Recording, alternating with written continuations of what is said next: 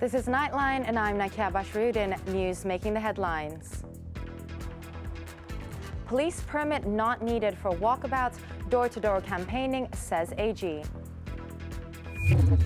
And Putrajaya to demand explanation from FAA on the downgrade of Malaysia's air safety rating.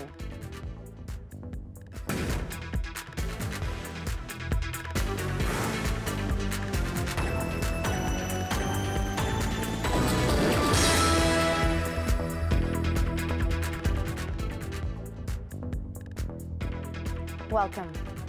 Walkabouts and door-to-door campaigning do not require police permits under the current law provisions.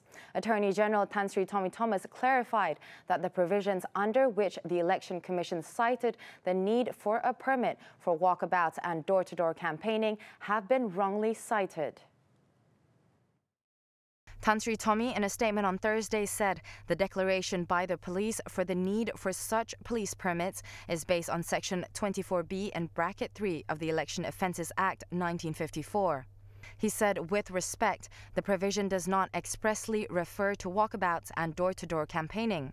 The words used in the under any circumstances be interpreted to extend to walkabouts and door-to-door campaigning. The AG clarified that the historical fact is that since 1955, these methods of appealing to the electorate are the ones most popularly used by candidates of all political parties and without the need for such permits. Tan Sri Tommy stressed that all parties must keep in mind that voting is a fundamental right expressly enshrined in the federal constitution, and campaigning for all elections since 1955 represent the heart of parliamentary democracy. He said that he had issued the statement as there is a need to make clear of the controversy surrounding the requirement for police permits for walkabouts and door-to-door campaigning by the 6 candidates and their parties for the November 16th Tanjung Piai by-election.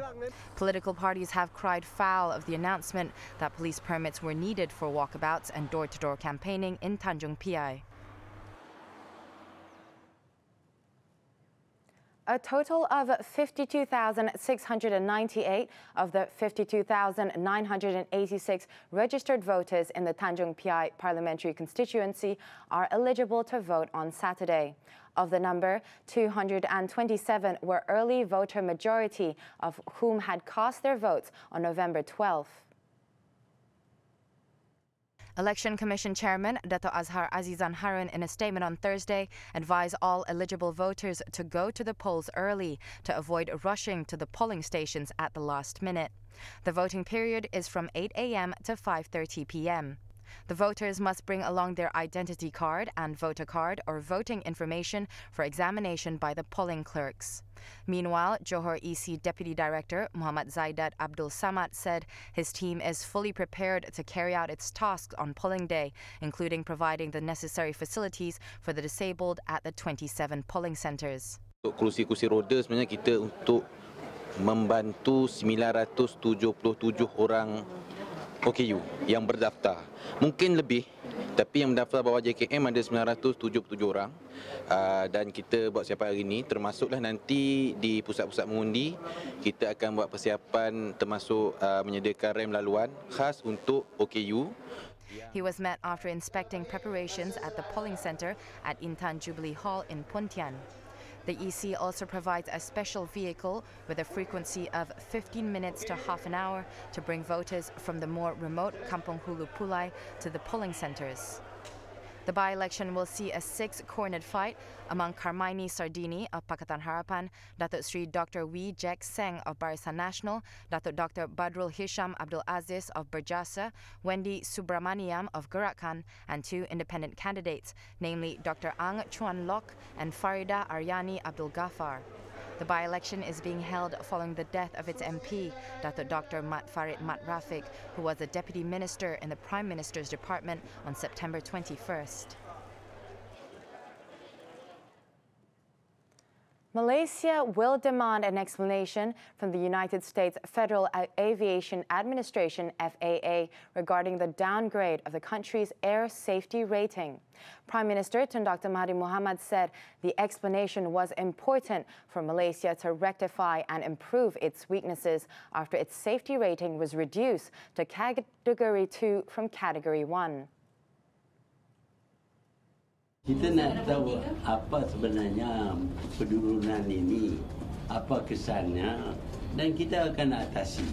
Kalau dia kata kita tak cekam dan sebagainya, kita telah tunjuk bahawa lapangan terbang KLIA ini adalah antara 20 yang terbesar di dunia. Bahkan mereka diberi kepercayaan mengurus lapangan terbang di Turki pun. Di Turki, di Sabiha Gökçen, lapangan terbang bukan kecil, 31 million orang mengguna dan diurus oleh orang kita. He was speaking to the media after having breakfast with Tanjung Piai non-governmental organizations in Pontian Johor on Thursday. Tun Dr. Mahathir added that Malaysia Airports Holdings Berhad had also received invitations from other countries to manage their airports. FAA recently downgraded the Civil Aviation Authority of Malaysia, KEM, to Aviation Regulator Category 2, following a review that was carried out by FAA in April this year. It was reported that as the consequence of the FAA downgrade, airlines licensed by the KEM are restricted from adding new routes to and from the U.S.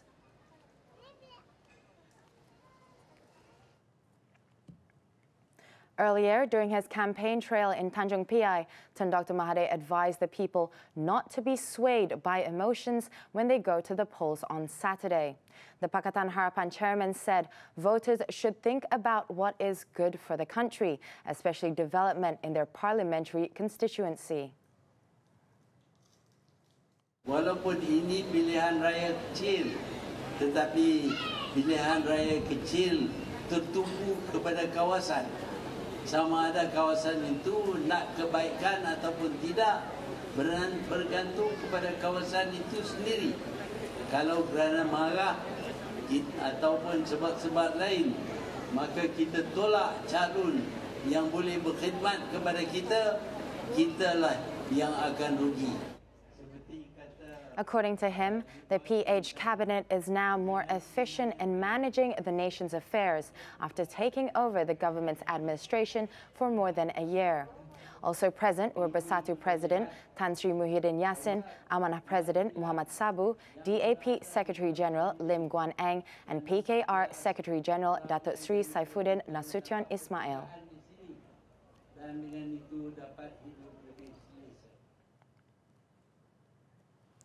Malaysia on Thursday struck key palm oil partnership deals with two major supply chain managers in the United Arab Emirates and China to facilitate greater palm oil penetration in China, India, and the Indian subcontinent. The deals are sealed through the Bohai Commodity Exchange, BOCE Malaysia ASEAN platform, which inked two Memorandum of Understanding, MOUs, with Dubai-based Hakan Agro, DMCC, and China's BOCE Global. Hakan Agro DMCC is confident that they would facilitate exports of more than 1 million metric tons of Malaysian palm oil in their core markets in the Indian subcontinent in 2020. China's Bohai Commodity Exchange, who signed the second MOU, also seen an uptrend demand for Malaysian palm oil and other commodities into China. It aims to import about 1.5 million metric tons of palm oil into China by year 2020. She was speaking to the media after witnessing the signing of the two MOUs in Putrajaya. Also present were Prime Minister Tun Dr. Mahathir Mohamad and Foreign Minister Datuk Saifuddin Abdullah. Court said the MOUs were timely and most welcomed as Malaysia was pressured by the European Union's potential displacement of palm biofuels and the recent spate with Indian oils and fats trade associations. BOCE Malaysia ASEAN was represented by its chairman, Datuk Sri Khairuddin Abu Hassan. Hakan Agro was represented by its managing director, Sudhakar Tomar, while BOCE Global Chairman Yang Dong Sheng signed on its behalf. BOCE Malaysia ASEAN is Malaysia's first commodities e-commerce trading platform operated by a Malaysian company, Commodities Global Trade Sdn Berhad, which holds the exclusive rights under China's Bohai Commodity Exchange.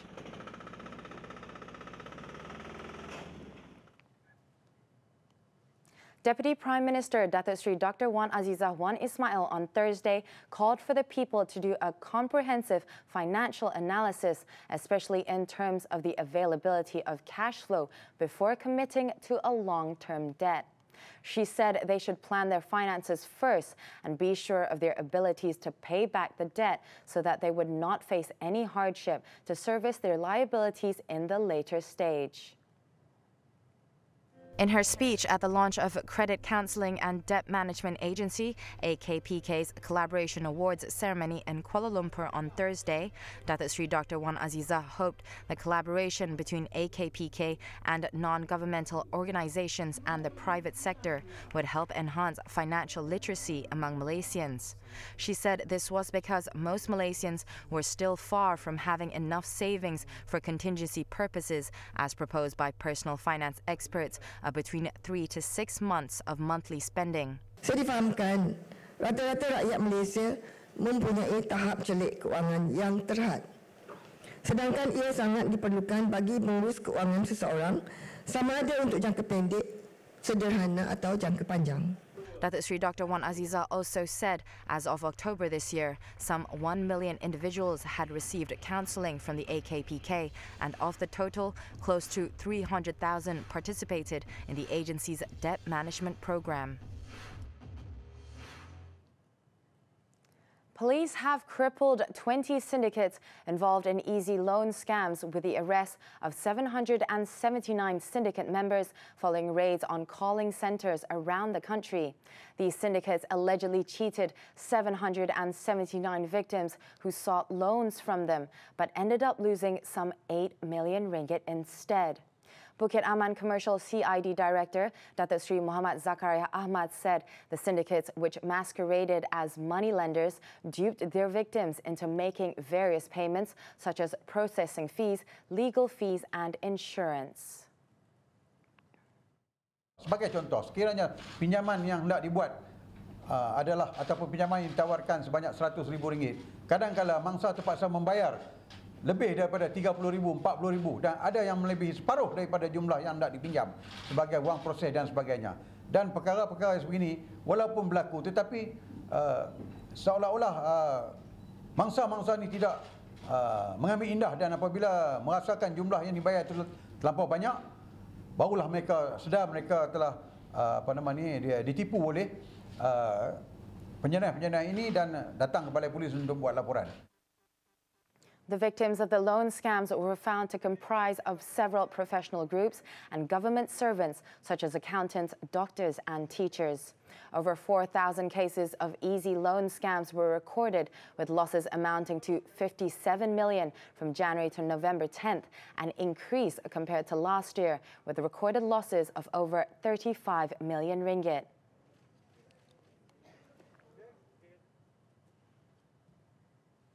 The Communications and Multimedia Ministry is currently reviewing the Personal Data Protection Act 2010 to ensure it also applies to those receiving leaked information along with data leakers.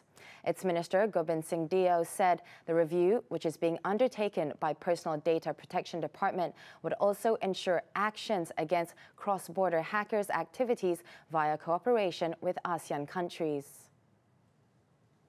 Secara dasar bahawa kita kena perketatkan dia, dan kalau kita nak perketatkan dia, yang berhormat, kita kena lihat kepada semua sudut dan khususnya lebih luas daripada apa yang berlaku di sekeliling pihak-pihak yang menyebabkan kebocoran itu. Ianya juga seharusnya diperkembangkan kepada mereka yang menggunakan data dan sebagainya. Tetapi sebelum keputusan itu dibuat, kita akan mengambil pendapat daripada semua pihak-pihak yang terlibat. Gobind said this in a reply to a question from Datuk Seri Ronald Kiandi in the Dewan Rakyat, who wanted the ministry to outline steps taken in dealing with data breach and the effectiveness of the Personal Data Protection Act 2010. He also said the review of the Act and related acts was aimed at improving and strengthening measures to address the leakage of personal data in the country in line with international best practices and current developments, as well as to keep abreast with digital technology and e-commerce developments. Meanwhile, he said since 2017 to October 31st this year, 5 individuals had been charged and fined a total of 54,000 ringgit for breach of confidential personal data, while another 7 were slapped with compounds amounting to 80,000 ringgit. Malaysia's gross domestic product, GDP, in the third and fourth quarter of 2019 is expected to face some challenges. According to Economic Affairs Minister Datuk Seri Muhammad Azmin Ali, although the country has enjoyed a positive growth in the last quarter, he believes that there is a possibility for a different result for the next half. Of course, we enjoyed quite a positive growth in the second quarter. But we would expect some challenges for the third and the fourth quarter of this year. Namun kita lihatlah pengumuman esok. I do not want to preempt the announcement. He said this after the Intan ministerial talk on 2030's shared prosperity vision on Thursday. Bank Negara Malaysia is scheduled to release the third quarter growth number on Friday. For the record, Malaysia's GDP in the first quarter was at 4.5%, with the second quarter at 4.9% this year.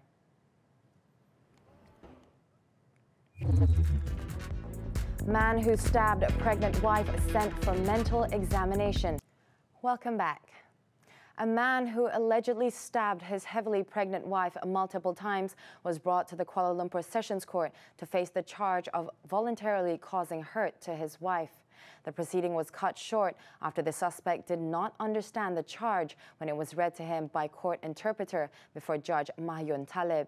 This prompted the Deputy Public Prosecutor, Norliana Muhammad Jafri, to apply for the accused to be transferred to Hospital Bahagia Ulu Kinta for mental examination. The court allowed the application and fixed December 13th to view the accused's mental report. At the hearing, Zulkifli suddenly burst out in tears, saying he did not mean to hurt his wife. Several people believed to be family members of the accused also burst into tears.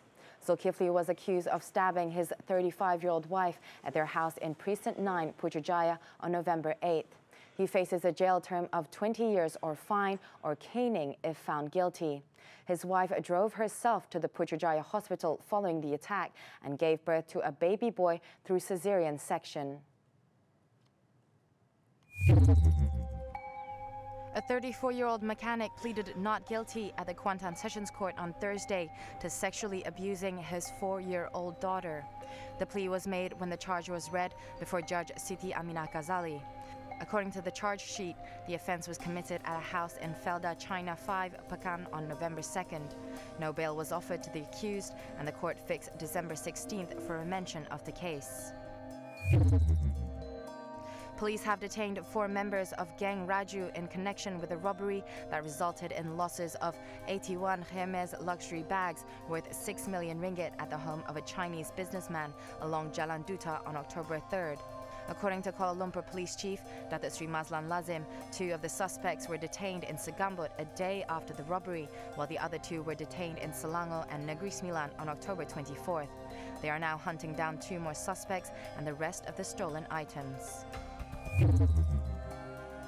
In Selangor, a man had a rude shock when the car he was driving caught fire on Jalan Perdamar in Port Klang on Thursday.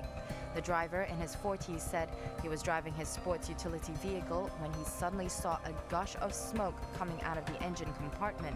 He immediately stopped his vehicle and alighted, but by that time, fire had started to engulf the car. Firefighters then arrived at the scene and took about 5 minutes to douse out the flames, but the car was badly burnt.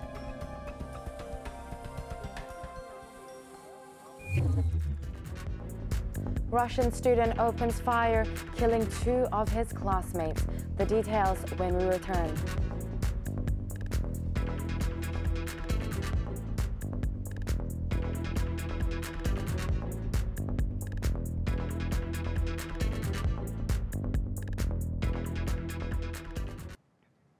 We're back with the foreign news. An Egypt brokered ceasefire between Palestinian fighters group and Israel has taken effect in Gaza Strip, halting the worst bout of fighting in months that killed a total of 34 Palestinians so far. According to the group's spokesman, Musab Al-Brahim, the truce was enforced from 5:30 a.m. local time, roughly 48 hours since Israel sparked the exchange of fire by killing the faction's top Gaza commander, Rasmi Abu Malhous, in an air raid deeming him an imminent threat. It is understood that 8 members of the Abu Malhous family were among those killed in the attack. Al-Brahim further added that the government stipulated that Palestinian factions must ensure a return to calm in Gaza and maintain peace during demonstrations, while Israel must stop hostilities and ensure a ceasefire during demonstrations by Palestinians. Over in Indonesia, 2 passenger buses collided on a main intercity highway on the island of Java, killing at least 7 people on Thursday.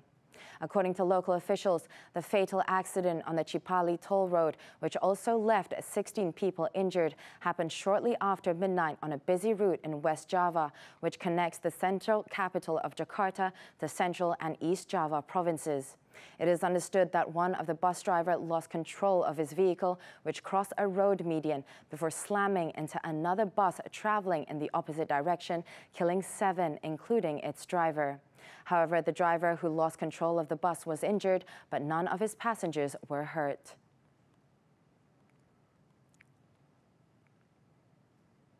Over in Russia, a 19-year-old student opened fire in his college in the Amur region on Thursday, killing 2 of his classmates and injuring 2 other people before shooting himself.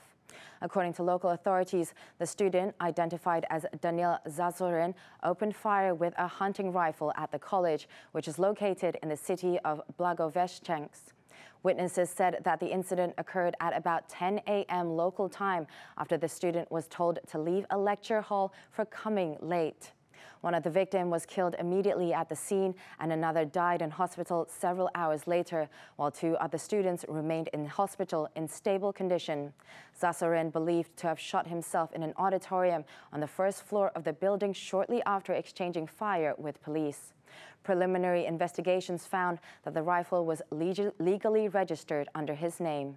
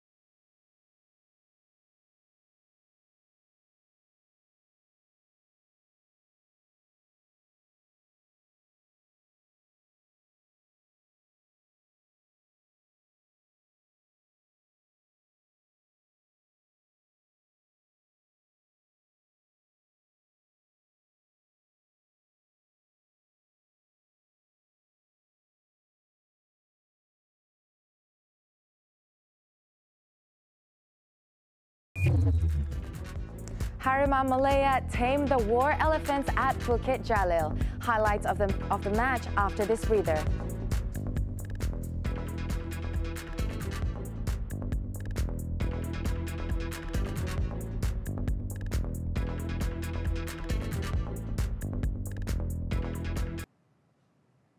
We're back with sports football, the 2020 World Cup qualifier. The national football team reignited their hopes of progressing to the next stage as they came back from behind to beat Thailand 2-1 in a thrilling Group G match on Thursday night. The War Elephants started well into the match as they took the lead after only 7 minutes through Chanatip Songkrasin. Brendan Gunn then slotted home a brilliant pass from Muhammad Shamir Kuti to level the scoreline in the 26th minute, before Muhammadu Sumareh emerged the hero for the home side as he fired home the winning goal in the 56th minute to complete the comeback. Following the win, Tan Cheng Ho's men are now 4th in the table with 6 points, 1 point behind Thailand in 2nd place after 4 matches. The Harimau Malaysia will next face Indonesia at the Bukit Jalil National Stadium on November 19th.